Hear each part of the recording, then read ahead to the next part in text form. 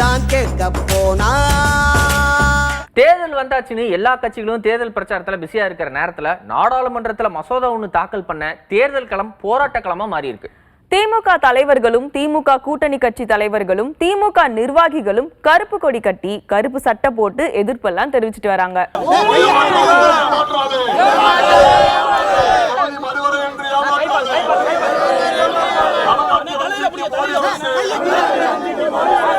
கும்பகோணத்துல 3000 ஹீலியம் கருப்பு பலூன்களை பறக்க விட்டு மத்திய அரசுக்கு எதிர்ப்பு தெரிவிச்சிருக்காங்க. அப்படியே ஓட்டு கேட்டு பிரச்சாரமும் நடந்திருக்கு.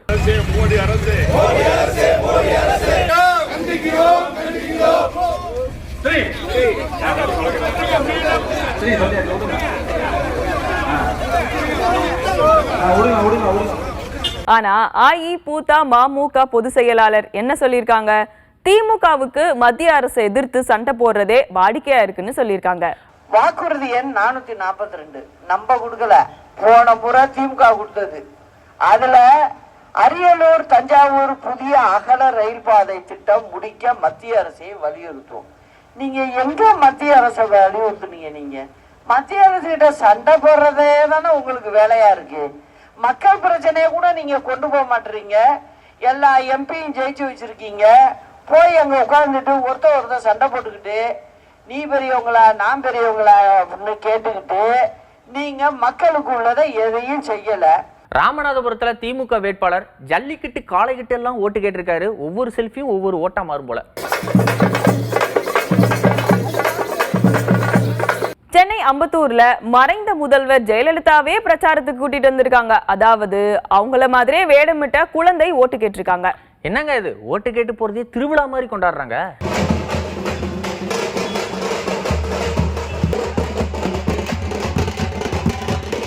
அதெல்லாம் இருக்கட்டும், விஜய் கட்சியில ஹாலோகிராம் மூலமா அவங்க தலைவரை ஓட்டு கேட்க பயன்படுத்தினாங்க.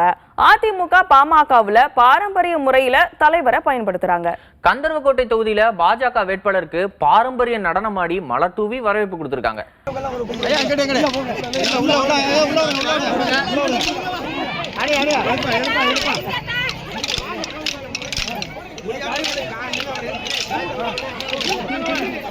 கோபிச்செட்டிப்பாளையத்துல மாதிரி வாக்கு இயந்திரம் மூலமா எப்படி ஓட்டு போடணும், எந்த கட்சிக்கு ஓட்டு போடணும்னு தாவேகா நிர்வாகிகள் டெமோ காட்டி ஓட்டு கேட்டிருக்காங்க. ஒரு காலத்துல எல்லாரும் ஒண்ணு சேரணும், அம்மாவின் தொண்டர்கள் ஓரணியில இருப்போம் அப்படின்னு வசனம் பேசின டிடிவி தினகரன் இப்போ அதிமுக கூட்டணியில இருக்காரு. அது எல்லாருக்கும் தெரிஞ்ச விஷயம் தானே.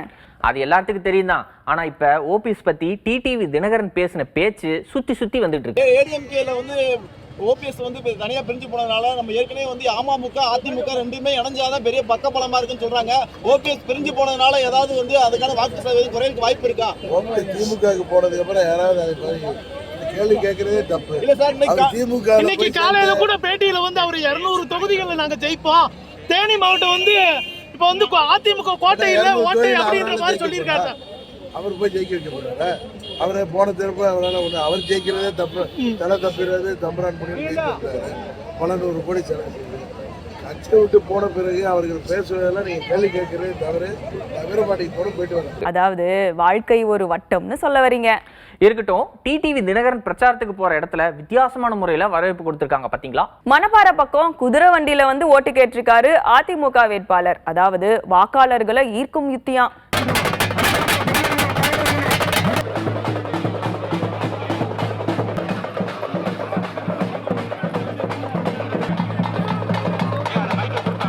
சேலத்துல ஸ்டாலின், பிரேமலதா, கமலஹாசன் எல்லாரும் கலந்துகிட்ட நிகழ்ச்சி நடந்திருக்கு.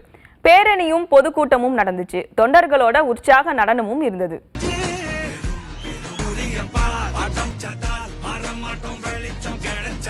அந்த மேடையில திமுக வேட்பாளர் ரொம்ப உற்சாகமா இருந்தாரு. திமுக தலைவர் ஸ்டாலின் முன்னாடி டான்ஸ் ஆடி குதூகலமா இருக்காரு. அந்த டான்ஸை பார்த்தோன்னே ஸ்டாலின் வந்து அப்படியே அதிர்ச்சி ஆயிட்டாரு. பப்ளிக் பப்ளிக் அப்படின்னு சொல்லி அவங்கள அமைதிப்படுத்தி இருக்காரு.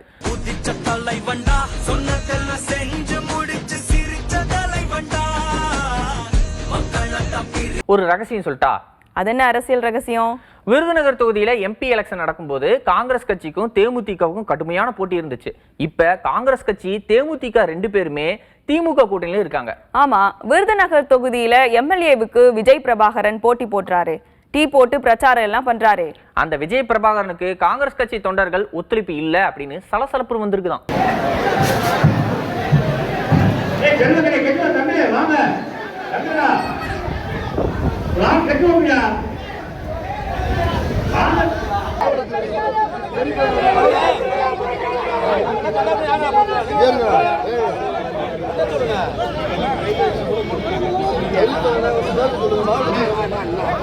வேலூர் மாவட்டத்துல திமுக வேட்பாளர் புலி ஆட்டம் ஆடி சிலம்பமெல்லாம் சுத்தி மக்கள்கிட்ட ஓட்டு கேட்டிருக்காரு.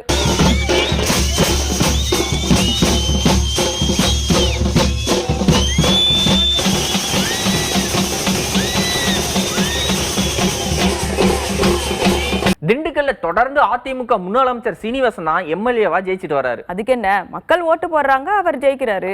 திண்டுக்கல் சீனிவாசன் ஓட்டு கேட்டு போகும்போது குடிநீர் வசதி இல்ல, அடிப்படை வசதிகள் இல்ல அப்படின்னு பொதுமக்கள் வந்து சொல்லியிருக்காங்க. வாக்குவாதமும் நடந்திருக்கு.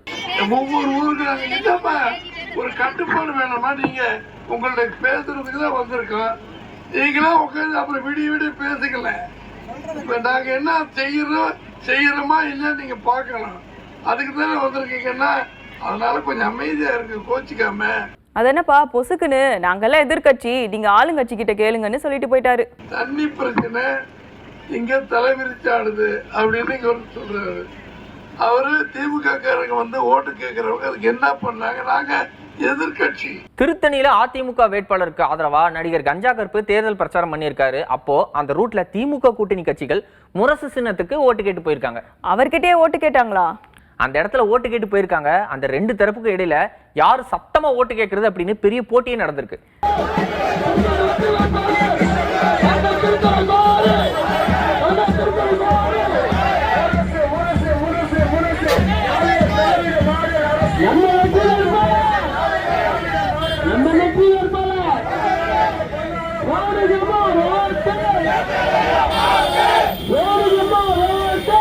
பெரியகுளம் தொகுதி அமமுக வேட்பாளர் டாக்டர் போல அவர் வந்து மருத்துவ குறிப்புகள் எல்லாம் சொல்லி ஓட்டு கேட்கிறாரு. அது மட்டும் இல்ல, அந்த மக்களுக்கு புரியணும்னு தெலுங்குலையும் பேசியிருக்காரு.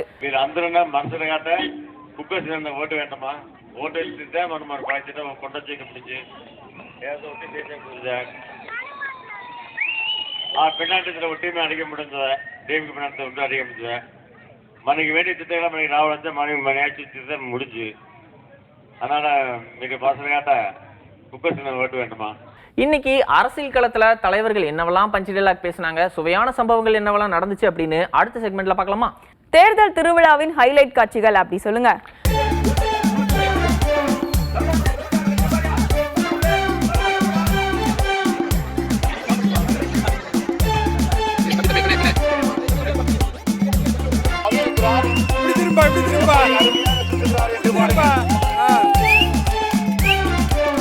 கமலஹாசனை போல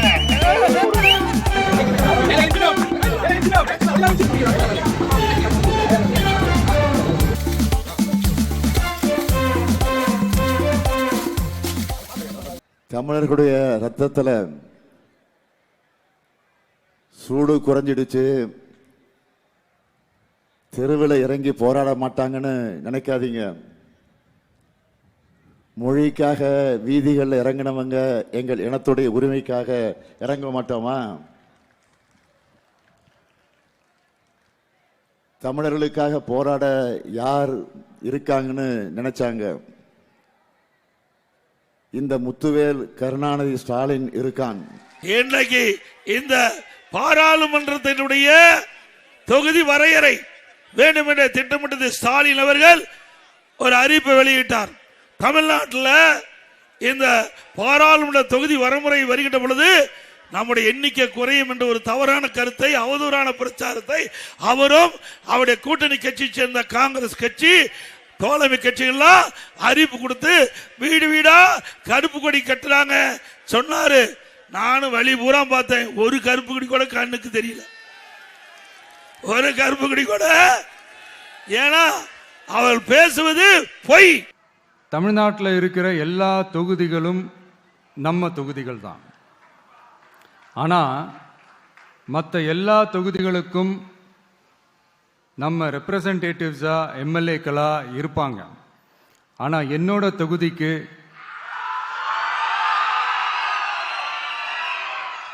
நான் தானே ரெப்ரசன்டேட்டிவ். இறைவன் துணையால, இயற்கையின் துணையால, நம்ம மனதார நேசிக்கும் ஒட்டுமொத்த தமிழ்நாட்டு மக்களின் நம்பிக்கையை நிறைவேற்ற நாம உறுதியா ஆட்சிக்கு வர்றோம். அதுல எந்த மாற்று கருத்துமே கிடையாது. தமிழ்நாட்டுக்கு நாம என்னவாக இருந்தாலும் என்னோட தொகுதிக்கு நான் எம்எல்ஏ தானே. நான் இலவசம் தரமாட்டேன் என்பதில் உறுதியாக இருக்க காரணம், இலவசம் ஒரு வளர்ச்சி திட்டம் அல்ல, வீழ்ச்சி திட்டம், கவர்ச்சி திட்டம், ஏமாற்று திட்டம். இலவசத்தில் இழந்த பணங்கள் மட்டும் 10 லட்சம் கோடி, 1 லட்சம் கோடியை வட்டியை கட்டி கொண்டிருக்கிறோம். இவர்கள் எங்கிருந்து இந்த காசை பெறுவார்கள்? நம்மிடத்திலிருந்து அத்தியாவசியத்தில் வரியாக எடுப்பார்கள். தேர்தல் களத்தின் சூடான செய்திகள், சுவையான நிகழ்ச்சிகளை வரிசையா பார்த்தோம். இன்னும் பல சிறப்பு செய்திகளோட நாளைக்கு உங்களை சந்திக்கிறோம். நன்றி, வணக்கம்.